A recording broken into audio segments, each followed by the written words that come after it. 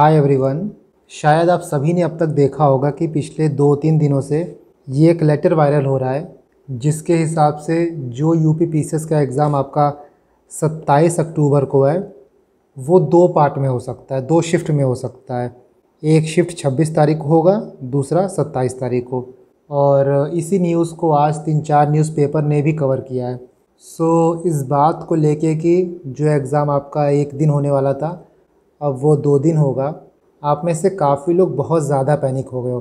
पिछले 2 दिन से मुझे बहुत डीएम्स, बहुत मैसेज आए एंड काफ़ी का रिप्लाई मैंने किया भी है। बट आई थॉट कि जो चीज़ें हैं आपको क्या करना चाहिए, आगे आपका रास्ता क्या होना चाहिए, बेसिकली आपका माइंडसेट क्या होना चाहिए, हम उस पर बात कर लेते हैं। बिकॉज़ जैसा मैंने आपको कल बोला था कि इस जर्नी में आई एम ऑलवेज़ विथ यू। चाहे आप एकेडमिक टर्म से बात करो या फिर कोई भी आपको पर्सनल प्रॉब्लम है, you can freely share with me. जितना मुझसे हो सकेगा, जहाँ तक मैं आपकी हेल्प कर सकूँगा, I am always there for you. Now देखो, ये सारी बातें तो आपको पता ही हैं। एग्ज़ाम एक दिन नहीं होगा, 2 दिन होगा, 2 शिफ्ट में होगा। तो कोई पेपर इजी आएगा, कोई पेपर हार्ड आएगा। इसके बाद यहाँ पे एक नॉर्मलाइजेशन का प्रोसेस होगा ताकि दोनों पेपर को लेवल किया जा सके। तो जब भी नॉर्मलाइजेशन का प्रोसेस होता है या फिर 2 पार्ट में पेपर होता है, नो डाउट कि this is not good at all. ये फेयर प्रोसेस नहीं होगा, स्पेशली उनके लिए जो बॉर्डर पे रहते हैं। मान लो पहले दिन का पेपर थोड़ा इजी आ गया और उस दिन का कट ऑफ आपका 125 गया। दूसरे दिन का पेपर थोड़ा हार्ड आ गया, उसका कट ऑफ 120 गया। तो इसी 125 और 120 को नॉर्मलाइज़ किया जाएगा। एंड जब भी नॉर्मलाइजेशन होता है तो जो बच्चे, जो स्टूडेंट्स बॉर्डर पे होते हैं, जिनका 0.1, 0.2 या फिर आधे एक मार्क से कट ऑफ क्लियर होता है, कट ऑफ क्लियर नहीं होता है, वो फंस जाते हैं। तो देखो, इस बात में तो कोई डाउट नहीं है कि ये चीज़ किसी के हित में नहीं है। जिनका पेपर पहले हो या फिर जिनका पेपर बाद में हो, दोनों लोग डिसएडवांटेज पे रहेंगे। आप ये कह सकते हो कि ऑलरेडी इस एग्ज़ाम में लक का फैक्टर था, अब ये लक का फैक्टर थोड़ा और बढ़ गया। नाउ ये सारी बात तो ठीक है, but the most important thing कि आपको करना क्या है, what you have to do. देखो, सबसे पहली बात, आपके पास मुश्किल से 40 दिन है। आपने आज से पहले बहुत कुछ सेक्रीफाइस किया है। हो सकता है कि आपके घर में कोई प्रॉब्लम हो, और मैं काफ़ी लोग को जानता हूँ कि किसी के घर में फैमिली इश्यूज़ होता है, किसी के घर में फाइनेंशियल इशू होता है, कोई घर वालों से लड़ाई करके तैयारी कर रहा है, किसी के ऊपर ये प्रेशर है कि एग्ज़ाम नहीं निकलेगा तो उनकी शादी हो जाएगी, अर्निंग का प्रेशर है, किसी के पेरेंट्स, किसी के माँ बाप रिटायर हो गए हैं तो सेटल होने का प्रेशर है, घर की ज़िम्मेदारी उठाने का प्रेशर है। तो सिर्फ पढ़ाई ही नहीं, पढ़ाई के साथ साथ आप लोग बहुत चीज़ों से लड़ रहे हो और लड़ते आ रहे हो।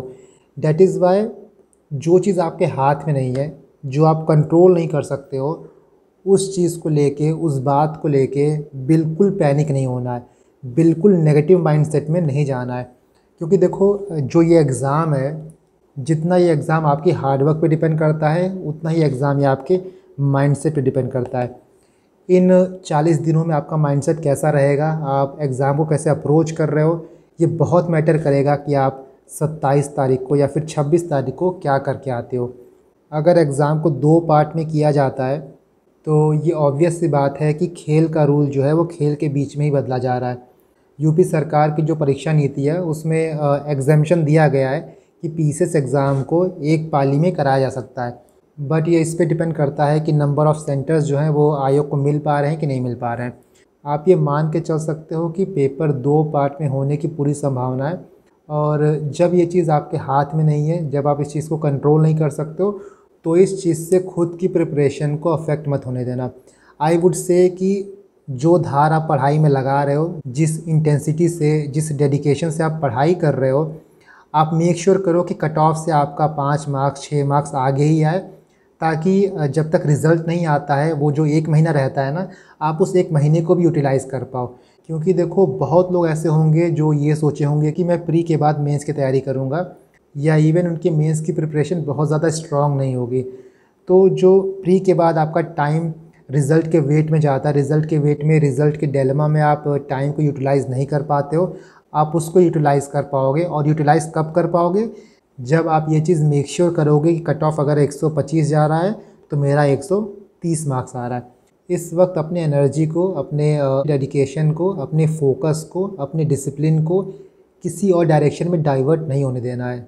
जैसा मैंने आपसे कल बोला था कि हम नेक्स्ट वीडियो में सीसेट की बात करेंगे, सो मैं सीसेट पे ही काम कर रहा था, बट इस न्यूज़ को लेके आप लोग इतने ज़्यादा परेशान थे, सो आई थॉट कि सबसे पहले आप लोगों से थोड़ा बात किया जाए, कुछ कन्वर्सेशन किया जाए, थोड़ा आपके नर्व्स को कुछ काम किया जाए, उसके बाद हम आगे की बात करते हैं।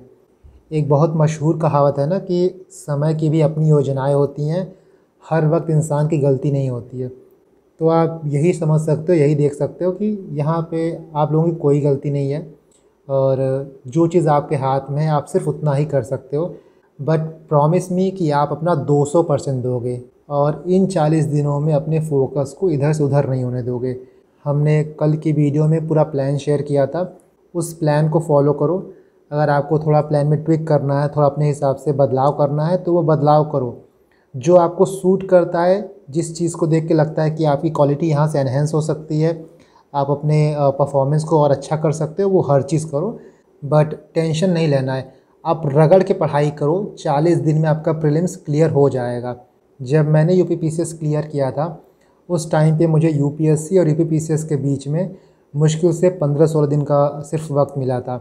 तो आपके पास अभी तो 40 दिन है और आप सब के अंदर वो कैपेसिटी है कि आप अपनी मेहनत से आराम से यूपीपीसीएस क्लियर कर लोगे। सिर्फ प्री नहीं, प्री के बाद आपका मेंस भी क्लियर होगा, मेंस के बाद आपका इंटरव्यू भी क्लियर होगा और 2025 में आपका फाइनल रिज़ल्ट में नाम आएगा। ये टारगेट आपको लेके चलना है, ये मैनिफेस्टेशन आपको आज से ही करना है। बाकी किसी चीज़ का खौफ मत रखो, भोलेनाथ हैं, सब कुछ संभाल लेंगे।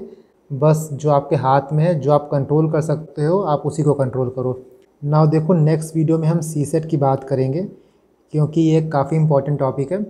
इसके बाद आप लोगों में से कुछ लोग ये भी बोल रहे थे कि जैसे मैंने last year UP current affair map के थ्रू कवर कराया था, तो वैसा इस बार भी मैं कवर करा दूँ। सो डोंट वरी, मैं यूपी करंट अफेयर आपको मैप के माध्यम से कवर करा दूँगा।